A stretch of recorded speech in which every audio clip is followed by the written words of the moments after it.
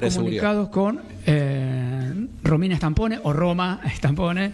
Hay un tema que está a la luz ahora, que va a ser una de las grandes batallas, que es la llamada reforma laboral, que en realidad es contra los derechos de los trabajadores y trabajadoras. Que creo que es de lo único que se está hablando desde el domingo a la noche hasta ahora, ¿no? Así es. Es lo primero que está en la agenda, ¿no?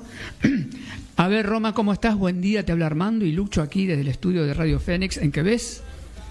Hola, ¿qué tal? Buenos días, ¿cómo están? Bien, bien, acá andamos. Bueno, gracias primero por la entrevista y justo, bueno, lo planificamos porque es el primer punto que postelectoral que se viene.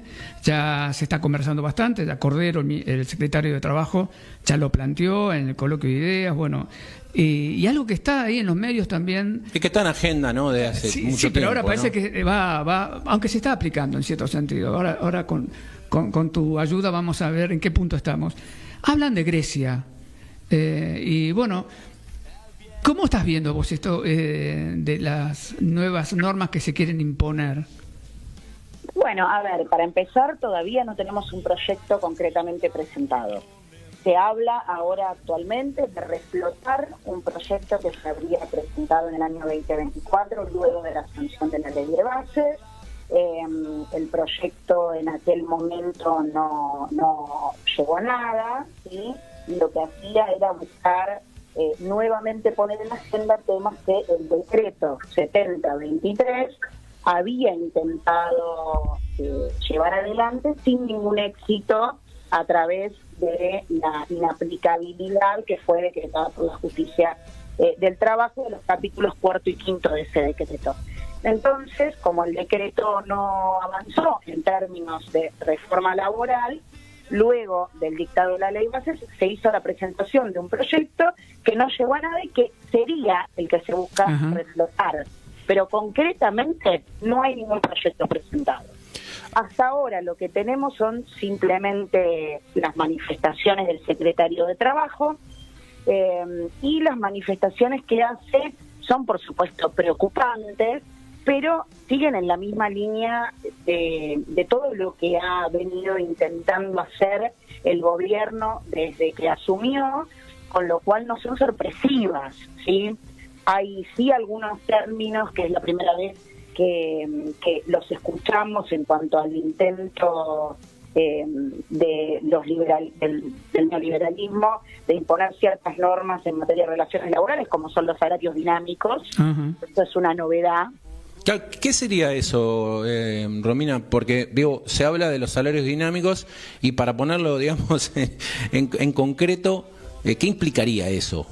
Bueno, a ver, el salario dinámico básicamente lo que busca es perforar, atacar directamente la negociación colectiva por actividad, tratando de propender una negociación colectiva a nivel de empresa.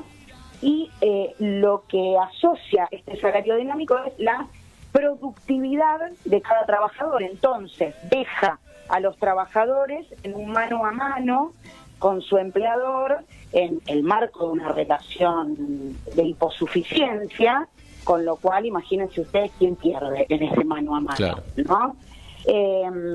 La idea del salario dinámico es tomar como base la negociación paritaria a nivel de empresa y entonces tener presente, según manifiesta el secretario de Trabajo, la situación de las empresas más desfavorables, digamos, las que se ven más desfavorecidas, y a partir de ahí darle un plus de productividad al trabajador. Por lo tanto, se busca nuevamente la situación, como siempre este gobierno, del sálvese quien pueda, la situación por la cual los trabajadores de manera individual tienen que salir a pelear su salario, muchas veces en perjuicio de sus propios compañeros, ¿sí? Claro.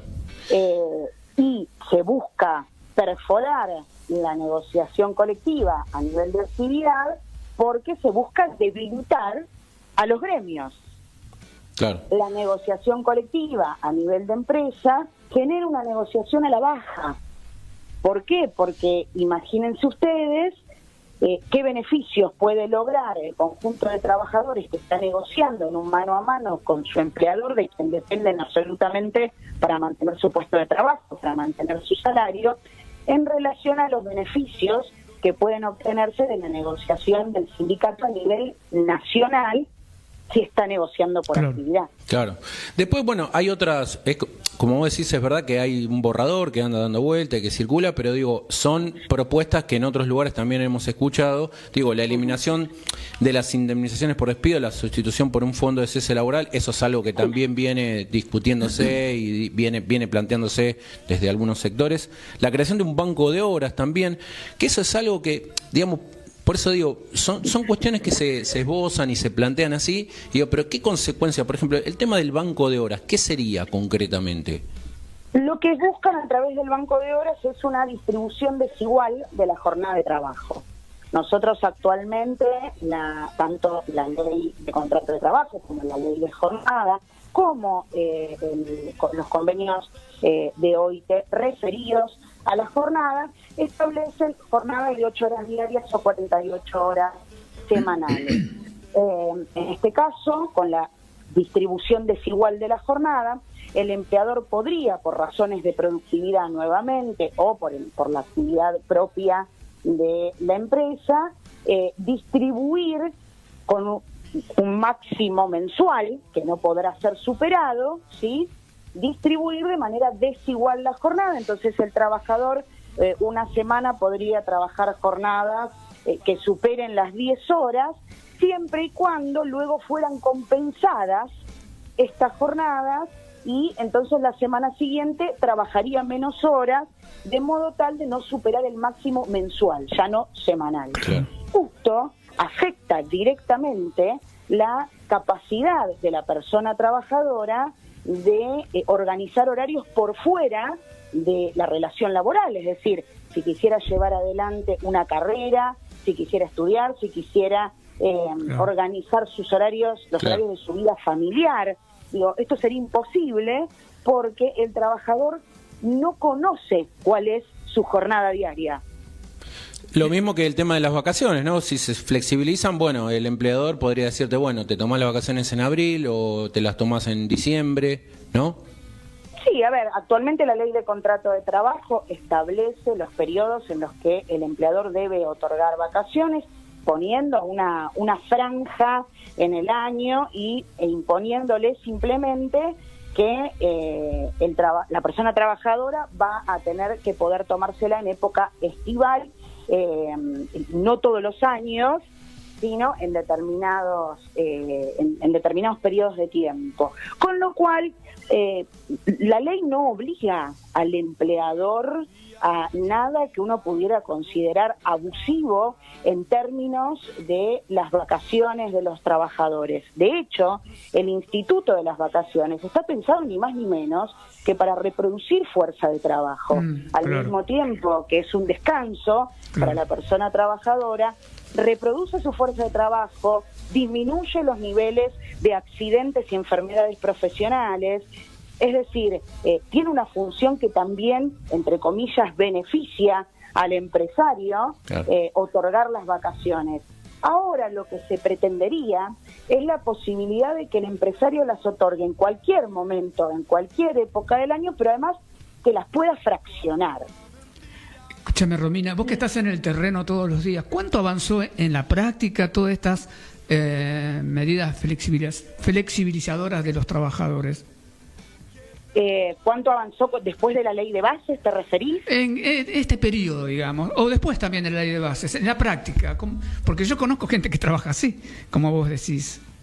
Sí, claro, de todos modos, digamos, siempre ha existido la posibilidad de acordar determinadas condiciones laborales en el marco del contrato individual, siempre y cuando estas condiciones laborales no perforen el mínimo inderogable de la ley de contrato de trabajo o del convenio colectivo que se aplique en la actividad, con lo cual sí se pueden negociar ciertas condiciones laborales en el marco del contrato, pero por supuesto, nuevamente, siempre teniendo en cuenta que la persona trabajadora tiene que lograr beneficios que sean superadores de los mínimos legales. Claro. ¿Sí? La ley de contrato de trabajo interviene el contrato individual porque se entiende que en la relación negocial la persona trabajadora no tiene la misma capacidad al momento de sentarse en una negociación que el dueño de los medios de producción. Ni más ni menos que esto, hay una relación desigual de poder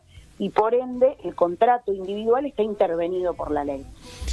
Desde que asume el gobierno actual, lo que nos encontramos es que a pesar de estas reformas que se buscaron con el DNU 70 y no se lograron, pero que luego sí se lograron con la ley de bases, y que supuestamente buscan incrementar el empleo, lo único que se logró fue, en materia de registración, solamente el 0,3% de nuevas registraciones. Es decir, se decía con la ley de bases, los empleadores van a salir a correr, a registrar a sus trabajadores, porque ahora sí tienen beneficio. Bueno, solo 0,3% de incremento en materia de registración en un mercado laboral donde el 50% de las personas trabajadoras no están registradas o están incorrectamente o parcialmente registradas.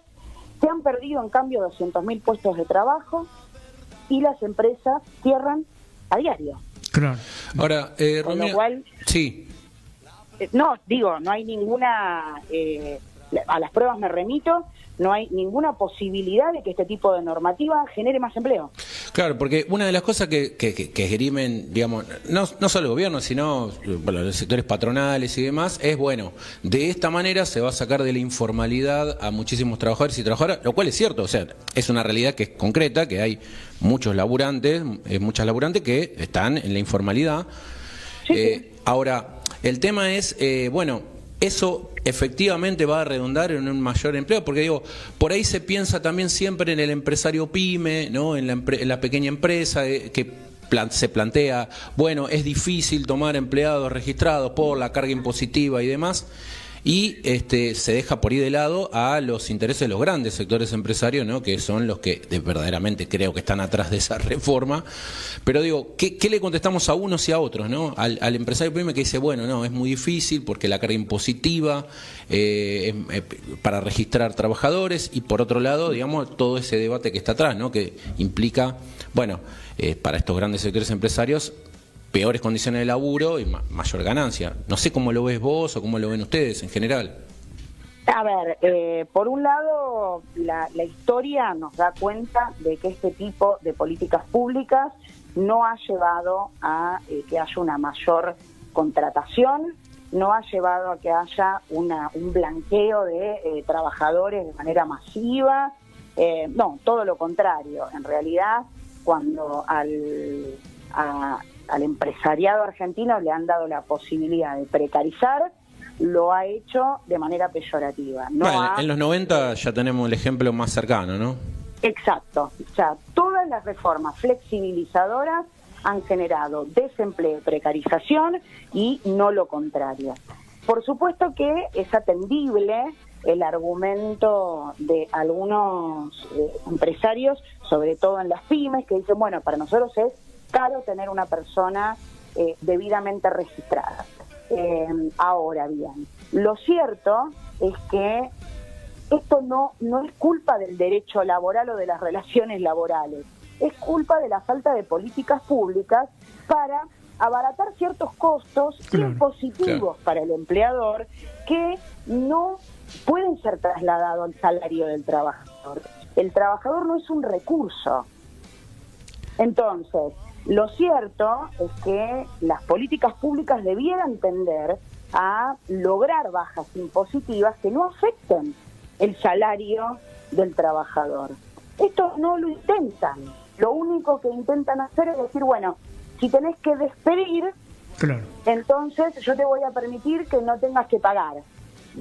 O sea, ¿esto en qué beneficia la contratación mensual? Claro.